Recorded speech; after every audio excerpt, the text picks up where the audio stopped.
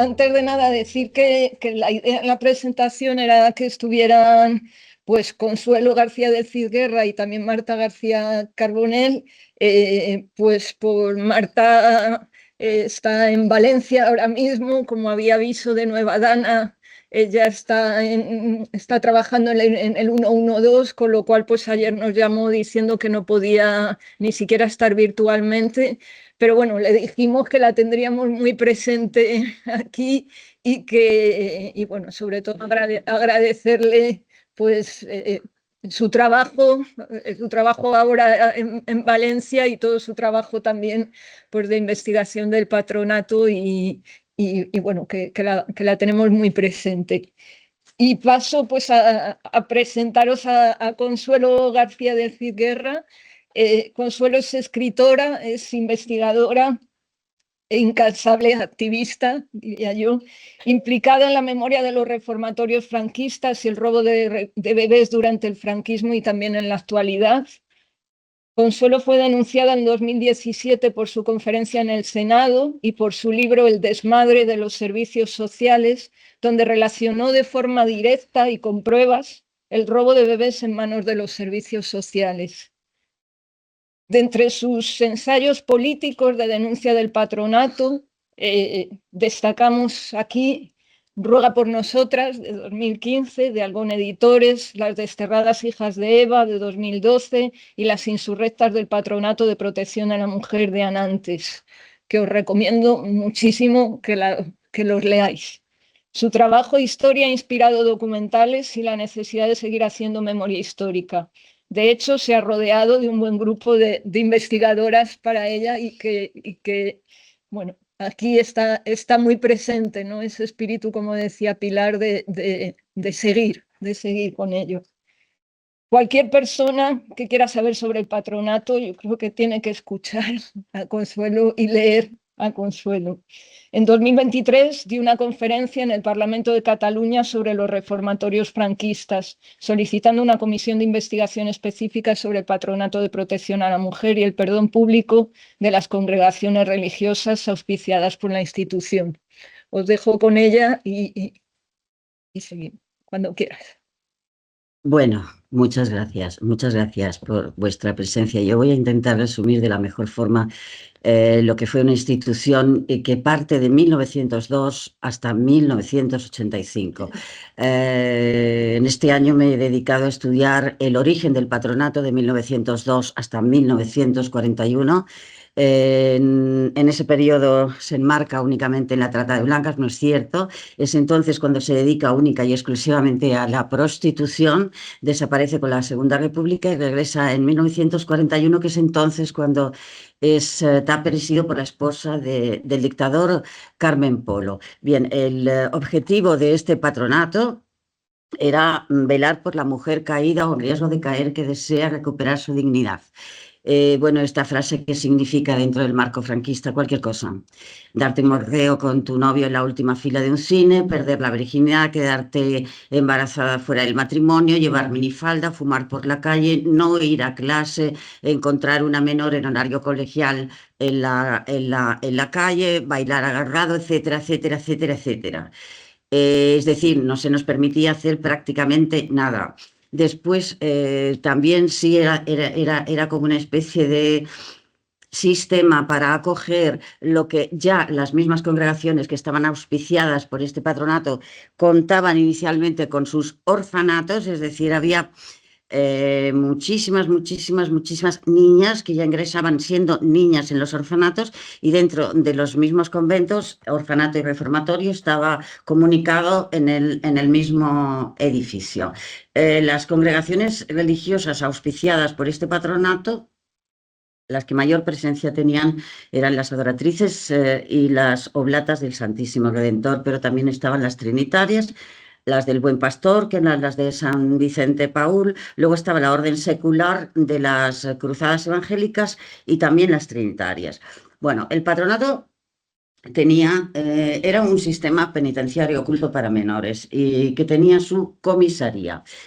Su comisaría se llamaba COC, Centro de Observación y Clasificación. El patronato funcionaba por juntas provinciales y cada provincia contaba con su COC.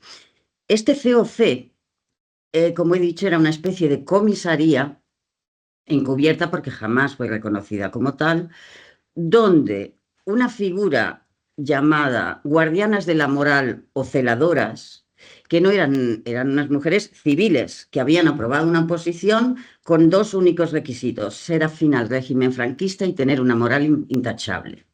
Estas señoras se paseaban por lo que llamaban zonas de conflicto: piscinas, bailes, bares, calle, cines.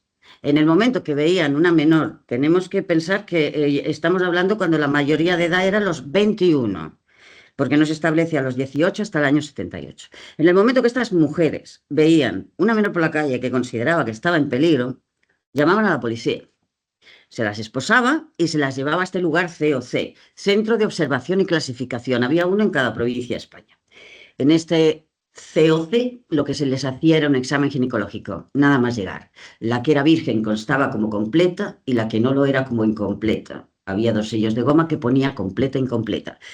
Esta circunstancia era determinante para que la menor fuera conducida a un reformatorio más o menos severo. ¿Qué sucede a partir de aquí? En el COC estaban aproximadamente una semana, no más. Ahí se estaba decidiendo su destino. Normalmente los COCs estaban en manos de las del Buen Pastor, pero también de las trinitarias. Aquí en Madrid estaba en Arturo Soria y en Barcelona estaba en el del Buen Pastor de la avenida Tibidabo. Bueno, yo no había escuchado la palabra patronato en mi vida, jamás en la vida. La primera vez que yo di una charla creo que fue en la UNAF y fui incapaz de decir lo que yo ahora voy a decir. Estaba contigo, ¿te acuerdas? Y fui incapaz de decir lo que ahora voy a decir. Y la primera vez que dije lo que ahora voy a decir fue en Galicia y me puse a llorar. Yo por esto no lloro más. Ahora ya lo tengo súper aprendido y puedo decir lo que voy a decir sin alterarme lo más mínimo. Bien, ah, vengo de una familia burguesa de derechas. Mi padre era abogado, murió muy joven y mi madre se quedó viuda y mi madre era una mujer tremendamente castrante. Bueno, mientras yo fui a colegios privados yo no me enteraba del país donde vivía, pero como me expulsaron del último, de la Compañía de María del Estómago de Barcelona, entonces fui a parar a una academia y empecé a conocer hijos de obreros y me enteré del país donde vivía y me entero de que ejecutan a un catalán, Salvador Puig. Que esa fue mi primera manifestación. Yo tenía 14 años, ya sé que ahora decir que a los 14 alguien se manifiesta, hombre, si lo piensas como era en el franquismo y en una familia facha, pues sí, era la hostia, ¿no? Era como decir, eres puta, eres drogadicta y eres lo peor porque eres una roja de mierda, que más o menos esto fue lo que sucedió. Vale, a partir de aquí sí es cierto, yo empiezo a manifestarme contra la dictadura absolutamente todas las semanas. Los sábados y los domingos, en lugar de irme de discoteca o a ligar, yo estaba al principio de las Ramblas con el puño al alto. Claro, empiezo a cambiar mi forma de vestir, etcétera, etcétera, etcétera, y se levanta una alerta familiar importante. Yo sé que me estuvieron siguiendo mucho tiempo. Yo no me di cuenta de nada, lo hicieron todo maravillosamente bien. Bien, la cosa es que un día muy, muy, muy temprano por la mañana, pero muy temprano, era laborable porque yo tenía clase. Abrieron la puerta de mi habitación, enciende la luz de golpe y era mi madre y el médico de cabecera del Opus Dei de toda la vida. Digo, ¿qué pasa? Que te vamos a poner una vacuna contra la gripe. Sucedió todo con mucha rapidez. Yo no recuerdo absolutamente nada más de una aguja en mi vena en el brazo izquierdo, que es lo único que mi familia ha hecho por la izquierda en toda su puñetera vida, y me duermo. Vale, sé que pasaron 24 horas porque mi abuela me había regalado un reloj con una esfera azul que yo llevaba puesto. El tema es que yo me despierto en una habitación que no conozco absolutamente de nada, y con la boca seca, un dolor de cabeza brutal, y la lengua era como papel de hija. Y yo digo, ¿pero dónde estoy? La puerta estaba cerrada con llave, pero había una ventana que daba a la calle. Entonces la ventana era muy pequeñita y tenía barrotes, pero yo veía los coches pasar. Y entonces yo veo pasar los coches, zombie perdida, pero es que veo que la matrícula de los coches toda es M. M, M, M, M, M. Claro, yo vivo en Barcelona, digo, me he traído a Madrid. ¿Y qué hago aquí? ¿Dónde estoy? ¿Y qué es esto? ¿Y qué pasa? Esto hoy sería un delito penal. El médico estaría suspendido del ejercicio de la profesión no sé cuántos años, pero bastantes. Seguramente le habrían detenido, pues seguramente a mi madre también, pero no, la que encerraron fue a mí. Yo todo lo que hice fue manifestarme. No hice absolutamente nada más. Yo no había fumado un porro en la vida. Lo fumé después, ¿eh? Pero allí no. Quiero decir, cuando estaba con mi familia viviendo, no. Y yo no había tenido todavía relaciones con nadie. Claro que había tenido ligues. Pero cuando yo ingreso ahí, bueno, abre la puerta una monja, me dice que estoy en un colegio de formación. Le digo, ¿qué es esto de colegio de formación? En todos los colegios se forma. No colegio de formación. Digo, oiga, esto de colegio de formación, que usted me lo ha dicho 3 veces, ¿no será un reformatorio? No, es que aquí esta palabra no se dice. ¡Fua! Y claro, ya cuando salimos por el pasillo y veo una fila de chicas, eran ciento y pico, éramos ciento y pico, que tenían un careto horrible, horrible. Tenía más ojeras que ojos, era horroroso. Digo, wow, esto es un reformatorio como una catedral. Bueno, bien, yo había ingresado en el reformatorio de las monjas adoratrices de Madrid, de la calle Padre Damián 52. Yo no había escuchado la palabra patronato en mi vida. Lo primero que se te acercaban era, eres del patronato, pero te lo decía muy bajito porque existía una disciplina muy determinada, nosotras no teníamos libertad para hablar. Es decir, las internas no podíamos eh, dirigirnos directamente a otra interna con libertad. Tampoco podías manifestar la más mínima inclinación afectiva hacia ninguna interna. No podías tener amigas, te estaban vigilando todo el santo día. Entonces se te acercaban y te decían, ¿tú eres del patronato? Pues digo yo, ¿qué es esto? Yo no sé qué es esto del patronato. Y esto lo preguntaban muchas. Me lo preguntaron tanto que yo al principio pensé que el patronato a lo mejor era una cosa buena, que si yo no lo era, lo tenía peor. Pero claro, ya cuando me cuentan lo que era el patronato, lo del COC, lo de la prueba de la virginidad tal y cual, digo, pero bueno, ¿esto qué es? Y entonces me entero que yo no soy del patronato, que el patronato no me ha tutelado.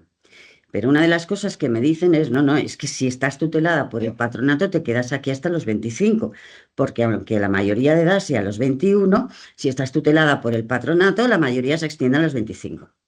¿Yo cómo? Sí, sí, claro, claro. ¿Qué dices? Bueno, entonces me entero de que yo era de pago. Vale. Contra todo pronóstico, las de pago éramos las peor tratadas, porque según las monjas decían que las de pago, nosotras veníamos de familias buenas, entre comillas, y como nos habíamos torcido, no teníamos perdón de Dios, del suyo, quiero decir. Entonces, conmigo se cebaron especialmente. El tema es que era un sistema absolutamente carcelario, nos tenían todo el santo día trabajando en talleres de trabajo sin cobrar absolutamente nada, el resto del tiempo lo pasabas fregando, pero fregando de una forma, la limpieza se vivía de una forma obsesiva. Yo friego de coña, ¿eh? Yo no sé por qué no me he dedicado a limpiar, porque desde luego es lo único que allí me enseñaron, nada más. Y el resto del tiempo se estaba rezando. El adoctrinamiento religioso era diario, machacón, de una forma brutal. Y tú lo que hacías ahí era aprender a sobrevivir, así de sencillo, aprender a sobrevivir, porque no te quedaba otra. Entonces, la reacción cuando tú ingresabas ahí en uno de estos sitios y te veías metida ahí sin posibilidad ninguna de salir, sin libertad absolutamente para nada, de que tu intimidad se reducía al váter, porque realmente en el único momento que tenías intimidad era en el váter, pero es que aún así te controlaban el tiempo que tú tardabas en ducharte, ¿no? Bueno, tú pasabas por un periodo de desesperación total, de querer morirte. mm, Y la mayoría se autolesionaban. O sea, la autolesión más habitual era el corte de venas, pero el corte de venas, como, como era aquí y se disimulaba con el puño de la bata, las monjas lo tapaban. Daban unos cuantos puntos, mira, déjate de tonterías, y se tapaba así. Entonces, yo estaba sufriendo tanto, tanto, tanto, yo lloraba tanto, porque además yo no veía salida, me estaban demostrando que podían hacer conmigo lo que quisieran, que yo nunca había tenido esta necesidad física. de lo que es autolesionarme. Pero yo necesitaba procurarme un dolor físico que eliminara lo suficientemente fuerte como para que me eliminara por lo menos durante 6 o 7 días el dolor psíquico que yo sentía, porque yo lo único que hacía era llorar y querer morirme. Por tanto dije, bueno, pues ahora os vais a enterar de quién soy yo. Y yo me metí en los lavabos, me empecé a golpear estos huesos de aquí, de los pómulos, contra las baldosas de una forma totalmente salvaje, sabiendo que mi autolesión no la iban a poder ocultar porque estaba en la cara. Y yo sabía que al día siguiente yo me iba a levantar con mi cara era como la de un gato siamés, ¿no? Sí, así fue. Yo me levanté como la cara estaba negra, negra, negra. Y yo recuerdo que me dice una compañera, te la estás jugando. Digo, no van a decir nada. Ya verás. No dijeron absolutamente nada. Yo estuve con la cara negra aproximadamente. Bueno, primero estuvo negra, después estuvo marroncita, luego cogió un color violeta, luego se puso azul hasta que estuvo normal. A mí ninguna monja me vino a decir, toma hielo, te duele, ¿qué ha pasado? Nada. Ahí el silencio funcionaba maravillosamente. Un día la monja dice que tiene una lista de señores australianos, de españoles que han emigrado a Australia, tienen buenísimos trabajos, fundamentalmente en la SIAT, y que buscan esposa. Y que nos ofrece cartearnos con algún señor de estos. Digo, pero esto será, ¿esto es en serio? Sí, sí. Pero yo cómo voy a cartearme con un señor que no conozco de nada. Me dice, para fines matrimoniales. ¿Pero ahora qué pasa? ¿Que me va a casar a mí una monja? Pues claro, es que muchas lo aceptaron porque la única forma que había de salir y de ser libre era o fugándote, que siempre te iba a salir mal, o a través del matrimonio, es decir, no tenías otra. Bueno, muchas se apuntaron, por supuesto, terminaron en manos de maltratadores, de alcohólicos, un horror, y las metieron en un avión para Sydney. O sea, ¿en qué cabeza cabe que pasas de un correccional a Sydney? A la toma, viva la vida. No, no, fatal. Luego llegaban muchas, solían llegar de dos en dos así, tapándose el pecho. Llorando, pero llorando era habitual, llorando llegábamos todas, ahí ninguna estaba contenta de estar ahí. Y digo, pero ¿estas por qué? ¿Pero qué os pasa? No, es que nosotras venimos de Peña Grande. ¿Pero ¿y Peña Grande qué es? Peña Grande es el reformatorio para embarazadas. Ah, ¿y habéis tenido un bebé? Sí, pero nos lo han robado. Lo fuerte es que cuando yo escucho esto, sí, hemos tenido un hijo, pero nos lo han robado, yo lo normalizo. Yo digo, ah, claro, porque si a mí, por no haber hecho absolutamente nada, me habían metido ahí, ¿qué no iban a hacer a una menor en pleno franquismo? Esto lo he procesado muchos años después y yo misma me horrorizo de yo haberlo normalizado, pero es que yo estaba viendo las atrocidades mayores, es decir, yo veía cómo llegaban las huérfanas que venían directamente ya de los orfanatos, que no tenían a nadie, que no tenían padre, que no tienen a nadie en el mundo, y del orfanato te pasan directamente al reformatorio, jamás trabajaron con ellas absolutamente para nada. Ahí decían que era un colegio, pero ¿en qué colegio interna tú estás todo el día rezando, fregando, trabajando en talleres y solo tienes 3 horas de clase? Pero es que nos daban clase unas monjas que yo sabía más que ellas, yo que lo suspendía todo, pero es que no nos daban clase de nada. Entonces, estas niñas, había una clase que se llamaba de iniciación, que era para las analfabetas, que eran un montón.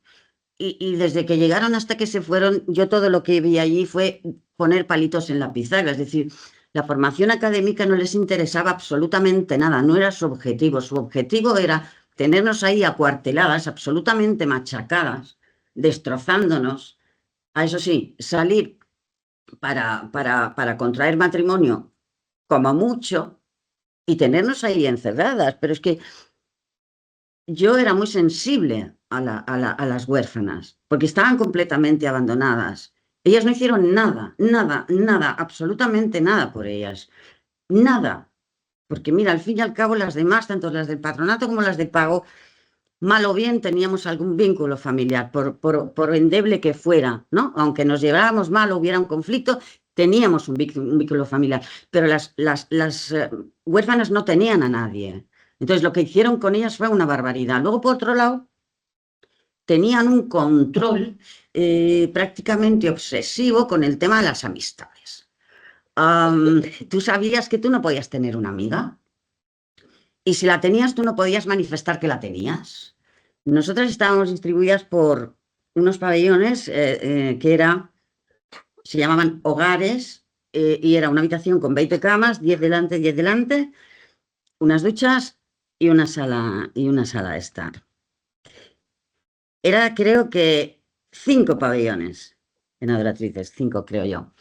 Bueno, estos pabellones no estaban, digamos, directamente comunicados, pero estaban -1 todo en la misma planta, y era como si fuera un lugar enorme, enorme, con un pasillo enorme, enorme, y cada puerta era un pabellón. Estaba terminantemente prohibido que tú hablaras con una interna de otro pabellón. Entonces, solamente nos juntábamos todas a la hora del patio. ¿Qué pasaba? A la hora del patio había más monjas que internas, porque nos estaban vigilando absolutamente a todas. Entonces, yo no entendía nada. No, es que tú no puedes tener amigas, no, es que aquí te la cargas, es que si tienes una amiga te van a trasladar, es que tal, es que cual, es que esto, bueno, vale. Entonces, cuando yo veo la persecución descarada que se hace a lo que ellas deducen, que yo no digo que no hubiera homosexualidad, claro que la había, sí la había, pero que hiciera algo, no era algo como, si no te dejaban tener amigas, las lesbianas no se iban a manifestar porque era suicida, o sea, con lo cual ellas lo que intentaban era disimular lo máximo posible, pero bueno, también hay que decir que había un montón de chivatas, lamentablemente, que ahora son las grandes negacionistas de esta historia, desde que están aflorando ahora, que dicen que no hubo para tanto, que tal, no, no poco. Yo he visto cómo se llevaban a las lesbianas, yo lo he visto. Baja que te espera la señorita del patronato. El patronato contaba con 2 psiquiátricos auspiciados por la institución. El de Arévalo Ávila y el de Cienpozuelos. El de Cienpozuelos contaba con un pabellón específico llamado Las Patronatas. ¿Por qué? Tenían una especie de, que decir, dentro de lo que era aquel psiquiátrico, ellas estaban algo mejor. ¿Por qué? Porque se experimentó con ellas. Electroshocks, comas insulínicos, etcétera, etcétera. Yo tengo documentos que dicen se la ingresan en el psiquiátrico de Cienpozuelos por conducta homosexual que perjudica al resto de las compañeras. Con las lesbianas se hizo un verdadero genocidio, porque el patronato lo que fue es un asesino. Ninguna habíamos cometido ningún delito, pero la mayoría terminaron cometiendo un delito durante las fugas, porque igual que el cuerpo te pedía al principio que te autolesionaras para dejar de sufrir psíquicamente, tu vida te pedía que te fugaras, porque era o libertad o muerte. Las fugas más habituales eran anudando sábanas en plan Tarzán, y por la ventana saltando, luego algunas a través del patio que hicieron un agujero. Bueno, yo ayudé a escapar a tantas durante tanto tiempo que al final aprendí, porque claro, ellas me enseñaron. Entonces, durante una de mis colaboraciones a una fuga bastante importante, que se escaparon 5, bueno, me pillaron y me trasladaron al reformatorio de Ávila, de Adoratrices de Ávila. Bueno, yo llego a ese reformatorio, yo creí que no podía haber nada peor, pero me demostraron que sí. Era un convento antiguo, antiguo, antiguo, con un frío literalmente horroroso, y yo allí dije, bueno, yo aquí no me voy a quedar. Así que ahí decido hacer una huelga de hambre. Hago una huelga de hambre, me meten en la enfermería. La verdad es que yo ya estaba delgada, pero salí de ahí absoluta en cada... Y yo lo que estaba pidiendo era que me viniera a buscar mi monja tutora de Madrid. No, es que si no me vienen a buscar y yo vuelvo a Madrid, no, yo dejo de comer y yo me muero aquí. Creo que estuve un par de meses, finalmente la monja me vino a buscar. Bueno, Y allí tuve otra lección muy grande de una compañera. Yo vuelvo al reformatorio en Madrid y me dice una, tú eres gilipollas, ¿verdad? Digo, ¿por qué? Pero no te das cuenta de que estás contenta de volver. Pero es que no sabes dónde me han llevado. Lo hacen por eso. Te llevan a otro mejor para demostrarte que hay otro peor, perdón, para demostrarte que hay otro peor y después de ese peor te demostrarán que hay otro peor y de ese peor habrá otro peor y la escala te la voy a decir ahora. San Fernando de Henares, Villalba y Baeza. Baeza, el Penal. Digo, ¿qué dices? Pero no te das cuenta de que la idea de volver a casa ya no la tienes en la cabeza. Digo, es verdad.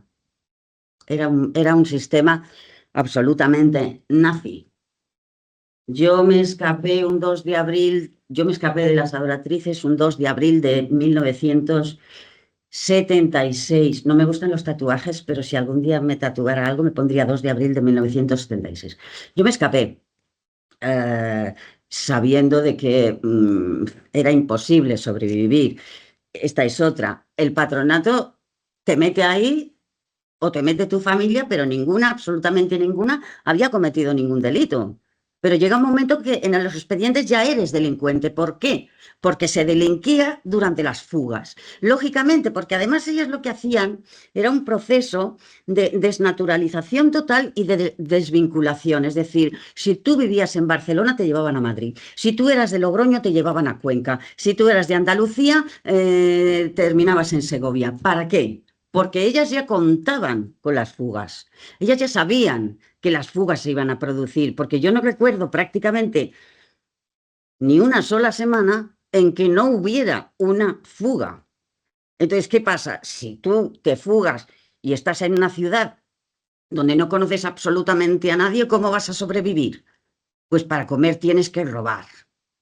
Entonces las pillaban robando o en supermercados o en fruterías o donde fuera. Y muchas, para dormir bajo techo, pues te prostituyes ocasionalmente.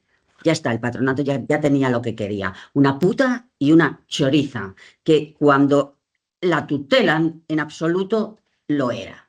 Bien, yo termino me trasladan, yo termino en el reformatorio del Buen Pastor de Barcelona. Había ganado algo, yo ya estaba en mi ciudad. Yo aquí no quiero ser injusta. Yo hablo de mi feria según me fue a mí. Yo no puedo hablar mal del Buen Pastor, es decir, sí era un ambiente de talego total. Para mí el shock fue brutal. No entendí absolutamente nada, pero yo ahí comparado con las adoratrices, a mí el Buen Pastor me pareció gloria bendita, porque yo directamente pues no entendía absolutamente nada de cómo funcionaba la institución. Ahí me quedé totalmente descolocada porque yo ingresé un día por la tarde. Lo primero que veo es que tengo una habitación individual. Digo, ¿qué es esto? Luego me dejan en el patio, recuerdo que me dicen, oye, mira, te voy a presentar, sobre todo la primera, te voy a presentar a Elisa. Digo, ¿Elisa por qué? Porque Elisa, que es de Manresa, es lesbiana. Digo, bueno, ¿y a mí qué? No, es que ella busca novia y si le dices que no la de... Digo, pero esta no se la llevan a 100 pozuelos. No, aquí no se las llevan. Entonces yo no entendía absolutamente nada. Que decir, debía funcionar bajo el criterio de unas congregaciones determinadas o el criterio de monjas determinadas dentro de la congregación determinada. Porque yo en el Buen Pastor conocí lesbianas a las que nadie nunca jamás las tocó las narices absolutamente para nada. Tú en el Buen Pastor podías hablar con quien te diera la gana, podías tener amigas, pero vamos, el shock para mí fue brutal, porque primero, no había uniforme. Ya que me puedo vestir como quiera, te puedes vestir como te dé la gana.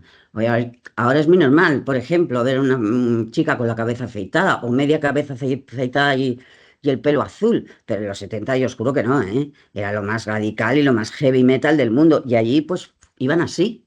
Luego, todas tatuadas. Esto en los 70 una mujer tatuada era lo más...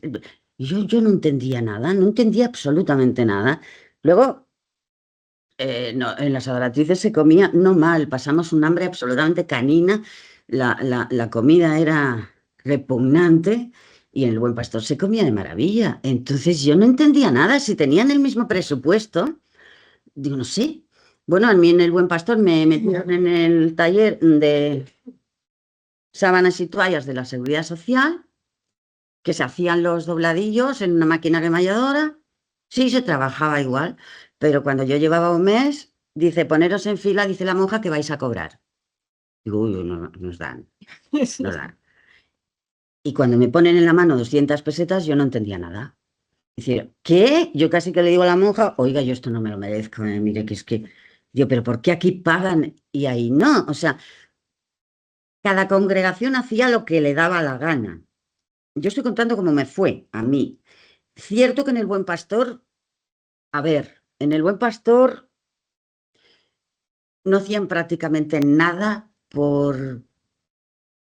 porque ninguna interna se formara, digamos, también mm, académicamente. O sea, esto les daba igual.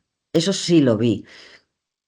Lo que más me llamó la atención, tanto en el Buen Pastor como en Adoratrices, tantas violadas por su padre, violadas por su padre, violadas por el hermano, violadas por el primo, el padre violador las venía a ver y les encerraban a ellos. Es decir, es que era increíble. Y las monjas lo sabían, porque en el reformatorio de Peña Grande había muchísimas embarazadas del padre o del hermano. Las monjas lo sabían y permitían que el padre las viniera a ver. Es más, hay una compañera nuestra, Loli, que ya lo cuenta siempre. Ella ingresa con 14 o 15 años embarazada de su padre. Tiene una hija. Cuando la niña tiene 9 o 10 meses, el padre la viene a ver y las monjas dejan que se vaya con él un fin de semana. Y se queda embarazada y no le preguntan de quién, cuando ella no había pisado la calle en ningún momento con nadie más, ni había estado con ningún señor más, ni queriendo. Quiere decir, daba igual. En Peñagrande, además, las partidas de nacimiento, perdón, no, partidas de nacimiento no, los impresos del registro civil llegaban en blanco. Los rellenaba una interna a órdenes de las monjas. ¿Por qué? Porque a las que veían que estaban más desamparadas, que nadie las venía a ver, normalmente el rollito era, es que tu niño está mal y lo tenemos que subir al botiquín. Y entonces el bebé se subía al botiquín y decía, no, es que del botiquín ten cuidado que nadie baja, tu hijo ha muerto. No, ese niño no había muerto. Ese niño se dio en adopción, pero como ellas tenían los impresos de registro civil en blanco, ¿qué pasa? Que entonces en las búsquedas el rastro biológico es muy difícil de seguir porque ponían directamente el nombre de los padres adoptivos. O sea, mayor disparate en ese sentido, vamos, no hay. Porque entonces dicen, no, es que mi hijo murió. Bueno, ¿tú cómo sabes que tu hijo murió? No, pero es que yo lo oí llorar, teniendo en cuenta que los partos eran allí mismo. Dentro del mismo reformatorio estaban los paritorios. Entonces daban a luz en manos de comadronas del patronato y existía una sala que le llamaban la dolorosa, donde las dejaban completamente solas con los dolores de parto hasta que reventaban. Y aprovechaban el momento de los dolores de parto en la sala de la dolorosa para decir, venga, firma aquí, firma aquí, firma aquí, firma, firma, firma, porque si tú de verdad no eres egoísta y tú de verdad quieres a tu hijo, si tú quieres a tu hijo, firma aquí, porque nosotros tenemos una lista de familias buenísimas que le van a dar a tu bebé una vida que tú jamás le vas a dar. No seas egoísta, firma, firma, firma, firma, firma. El que alguna firmara no significaba que estuviera dando a su hijo en adopción, en absoluto. Bueno, durante el parto tenían unas frases maravillosas, pero maravillosas. Si te diste el gusto, aguantar el disgusto. ¿No te dolía cuando lo tenías debajo, puta? ¿Quieres un espejo para ver cómo pare una perra? Esto estaba en manos de la orden secular de las cruzadas evangélicas. Hasta 1960 estuvo en manos de las esclavas de la Dolorosa. Pasa a las cruzadas evangélicas en 1960, que ya eran famosas por los malos tratos en las cárceles de mujeres. Bueno, yo conseguí salir, yo conseguí la libertad gracias a un sacerdote. Y el día que yo me despido de mis compañeros en el patio, les digo, os juro que aunque pasen 40 años, yo soy escritora y el país entero se va a enterar de lo que nos han hecho. Esta promesa la empiezo a cumplir 36 años después, pero yo estaba sola, yo entonces no vivía en España, yo vivía en Austria, en Salzburgo. Conseguí algún tipo de documentación, pero sabía que no tenía ni la mitad, porque al principio yo empecé a trabajar y me encuentro un desierto documental y una laguna informativa. Lo único que encontré fue una noticia del País del año 1978, donde se anuncia la desaparición del patronato. Mentira. No desaparece hasta el año 1985. Su último presidente, Jaime Cortezo, que era un demócrata cristiano, este señor fue de los últimos presidentes del patronato, lo cesaron inmediatamente, claro, se dedicó a visitar reformatorio por reformatorio, se echó las manos a la cabeza y empezó a cerrar los reformatorios. Dijo, ¿pero qué es esto? Esto no puede ser. Y es más, hay un artículo en El País que dice, mientras yo esté aquí, este espíritu no se colará. A Jaime Cortezo lo cesan al año siguiente, supongo que por demasiado moderno, y años después aparece asesinado a puñaladas en su coche. Y un asesinato que no ha sido aclarado porque todavía se ve una carta que su viuda escribe al país exigiendo que se investigue por qué muere Jaime Cortezo, ¿no? Él fue presidente en el año 78. Después vinieron otros presidentes. Bueno, yo conseguí una memoria del patronato de 1970 y durante año y medio estuve chequeando nombre por nombre, por nombre, por nombre, por nombre. Presidentes, secretarios, no sé qué. Increíble, increíble. Periodistas, poetas, gobernadores civiles, policías, forenses, de todo. Es más, en la Junta Provincial de Álava había un asesino, Bruno Ruiz de Apodaca, que presumía él solo de haber matado 108 personas y que dirigió batallones de la muerte. Este señor estaba al frente de la delegación del patronato en Álava. Joyitas como estas, las que queráis, asesinos, policías, solo faltaban los hermanos Crash, los torturadores o Billy el Niño, daba igual, o sea, no estaba, pero por ejemplo, nombres absolutamente alucinantes como Luis Miravilles, un señor periodista que luego el juez Pascual es civil, esto es buenísimo, ¿verdad? Luego como terminó, pero mira, ahí estaba mandando, encerrando y destruyendo vidas. Bueno, durante casi 12 años o así. He hecho lo que he podido, yo estaba sola, afortunadamente no estoy sola, se han añadido muchísimas personas súper valiosas, investigadoras, historiadoras. Ahora se empieza a saber, ahora se empieza a visibilizar lo que fue el patronato, pero esto ha costado casi 14 años, porque cuando yo empezaba a hablar de esto, absolutamente nadie sabía lo que era esto y me miraban como diciendo, está loca.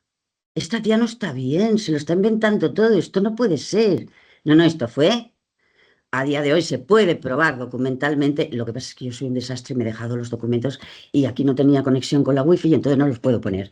Pero vamos, pero eso es culpa mía, ¿eh? Bien, hay una cosa que tengo muy clara. En cuanto al tema del patronato, hay que estar al loro constantemente de todo. Hace poco veo que se había estrenado una película, Si todas las puertas se cierran. Y veo que es la historia de la fundadora de las Oblatas del Santísimo Redentor. Digo, hombre, hasta aquí llegamos. Entonces yo veo un tráiler, ya veo por dónde va, digo, ahora verás. Y entonces me voy a por el director y le escribo un correo. Oiga, mire, usted seguramente obvia, le mete unos artículos. Me contesta en el acto, por favor, ¿podemos hablar? Sí, por supuesto, vamos a hablar. ¿Pero qué me está contando? Oiga, pero está contrastado. Pero yo, ¿cómo voy a contrastar a una congregación religiosa? Pues contrastando. Bueno, es que yo la película la hice porque mi mujer es trabajadora social y está muy sensibilizada con la labor que hacen las oblatas con las víctimas de trata. Digo, mira qué bien. Mire, bueno, vamos a hacer una cosa. Mire, yo le mando a usted un link para que usted vea la película, le doy 2 visionados y ya después hablamos. Yo, pues muy bien. Y entonces yo llamo a una compañera de oblatas de Carabanchel. Oye, mira que hay esto, tú verás. Porque claro, en las oblatas de Carabanchel, que tenían el orfanato pegadito al reformatorio, a las niñas que se hacían pis en la cama las ponían ortigas en la vulva, ortigas en el ano, arrastrar la lengua por el suelo hasta que se quedaba negra y no les dejaban lavarse la boca. Palizas, trabajo igual, utilizaban a niñas de 4, 5, 6, 7 años, porque tenían los deditos muy finos, las manos más pequeñitas para montar rieles de persianas. Me iban a venir a mí con cuentos las oblatas, mira, va a ser que no. Bueno, vemos la película. Sí, claro, la película es un panegírico a la fundadora, ahí tal, tal. Le digo, no, no, no, no, no. Pero oiga, es que yo estoy horrorizado, ¿eh? Yo estoy horrorizado porque si llegas a ver esto, la película yo no la hago, digo, pues ya está hecha. Bueno, pues yo tengo que hacer algo por vosotras. Bueno, gracias a este director de cine, el señor Antonio Cuadri, primero tuve una reunión con la Superiora General de Europa de las Oblatas del Redentor. La Superiora General de Europa de las Oblatas del Redentor me condujo hacia la Confer de Religiosos, que es una entidad eclesiástica que agloba no todas las que hay en España, pero sí muchísimas, la mayoría de las congregaciones. Bien, a día de hoy hemos tenido ya 2 reuniones. Han congregado a todas las congregaciones auspiciadas por el patronato. En febrero era un año que han abierto ellos una investigación. Y sí, han reconocido el daño causado, lo han reconocido delante de nosotras porque han hablado con monjas que a día de hoy tienen 90 y tantos años. Se ha reconocido que todo esto es cierto. Nos van a pedir perdón públicamente y con rueda de prensa. Por otro lado, la ley de memoria no nos reconoce, porque no, es decir, nosotras, algunas han podido conseguir su expediente, pero en la mayoría de los casos, por ejemplo, las de pago, nunca vamos a tener el expediente porque el expediente nuestro no está en los archivos históricos, sino que está dentro de la misma congregación guardado y no nos lo quieren dar, ¿no? La mayoría de la documentación ha desaparecido. Cuando alguna compañera encuentra su expediente, vamos, casi hacemos una fiesta, porque lo normal es que no lo encuentres. Es cierto que no todas tenemos pruebas, pero el de la ley de memoria, por ejemplo, pues nos dijo que las fotografías no sirven. Y entonces yo, resulta que nos llevaron en manada a hacernos el carnet de identidad. Y mi primer carnet de identidad tenía la dirección del reformatorio. Ya, pero es que, verá, yo tengo la dirección del reformatorio en mi primer carnet. Ya, pero usted no lo tendrá. Sí, tengo 6 copias. ¿Y cómo es posible? Porque yo a los 16 ya pensaba hacer todo esto. De hecho, yo cuando ingresé en el reformatorio de las adoratrices, mi cabeza se convirtió en una máquina registradora. Yo sabía que tenía que quedarme con todo lo que estaba viendo, porque como no podía escribir en una libreta porque me la leían, no podía tener nada íntimo, yo tenía que quedarme con todo. Y yo me quedé absolutamente con todo. Me acuerdo de los nombres de todas, de las monjas. Me acuerdo perfectamente del doctor Eduardo Vela, principal implicado en la trama de robo de bebés de niños, que era el que daba clases. Ahí solo se podían estudiar 2 cosas. Eran cursos dependientes del PPO, Promoción Popular Obrera. Estos cursos fue la primera formación profesional que existió en España y se impartían en centros volantes, cárceles y reformatorios. Y el doctor Vela venía todas las tardes, se ponía una bata blanca, venía una monja con una bandejita, le daba una merienda maravillosa mientras nosotras comíamos el mendrugo con membrillo más duro que la piedra, y el flanecito y el no sé qué y el no sé cuántos, daba clase y se iba. Bien, la clínica del doctor Eduardo Vela del Paseo de la Habana se construye poco después de que las adoratrices abandonen un chalet que tenían en el mismo Paseo de la Habana, llamado Villa Sacramento. En Villa Sacramento se llevaban a las embarazadas. Y como el chalet se les quedó pequeño, empiezan a construir Peña Grande, que tuvo aforo hasta para 600 internas con sus hijos. Dentro del robo de bebés franquista, el número de bebés que se llegaron a robar dentro del marco del patronato es incontable. fundamentalmente porque no se pasaba por una clínica, se paría allí mismo, con lo cual eran las mismas monjas quien controlaban, ocultaban, anulaban y mentían en toda su documentación. ¿Cómo pudieron llegar a tener tanto poder? Bueno, estamos hablando de una época que Iglesia y Estado iban de la mano, iban juntos. Yo creo que en estos momentos estamos consiguiendo bastante, que ahora mismo sí se está hablando del patronato, pero vamos, que faltan ya, ¿sabes? El día que yo lo vea en el telediario, sabré que lo habremos conseguido. Pero yo de verdad os pediría a todas las que estáis aquí que lo contéis a todo el mundo. Pero ¿tú sabías lo que era esto? ¿Tú sabías lo que era esto? Porque yo cada charla que doy siempre digo, a ver, ¿cuántas personas de aquí han oído hablar del patronato? Aquí me saldréis más, claro, porque estáis aquí.